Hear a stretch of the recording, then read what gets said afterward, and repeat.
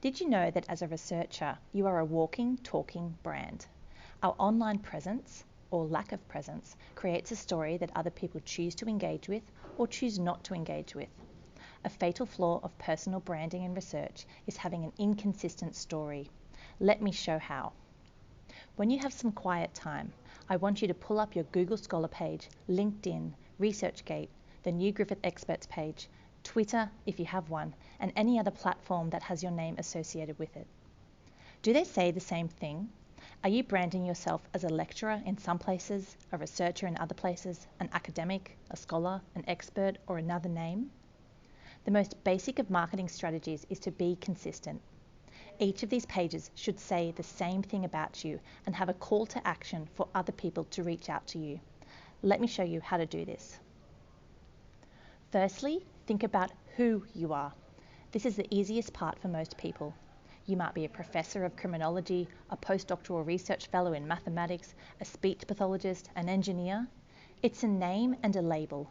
It doesn't tell a story, but it's important to know. Feel free to add on any committees or roles that have any other titles. For example, I sit on the board of Australian Strawberry Pickers, or the advocacy group for academics who need their own personal chef. Secondly, think about what you do. This is slightly harder, but hopefully still very achievable. If you want to promote your research, consider something like this. I conduct research on the needs of academics who get hungry and the gourmet food that chefs cook for them.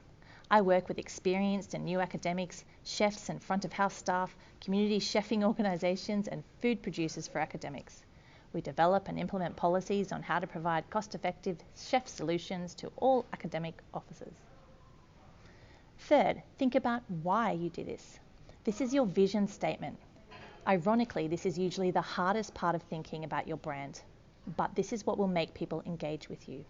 For example, I believe all academics deserve a personal chef to cook for them each day at work. Or more seriously, my vision is that all cancer patients in Australia have access to evidence-based person-centred care. Or, I believe that the biggest opportunity for Australian sport to thrive is by reducing loss from injury. Or, all people deserve help for their health, including their speech.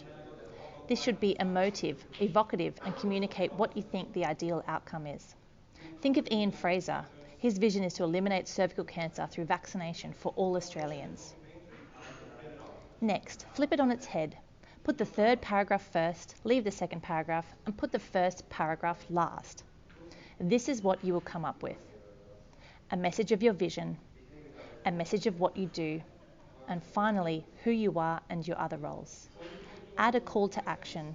Do you share this vision? Contact me. Do this and I guarantee you will notice an improvement in how people interact with you online.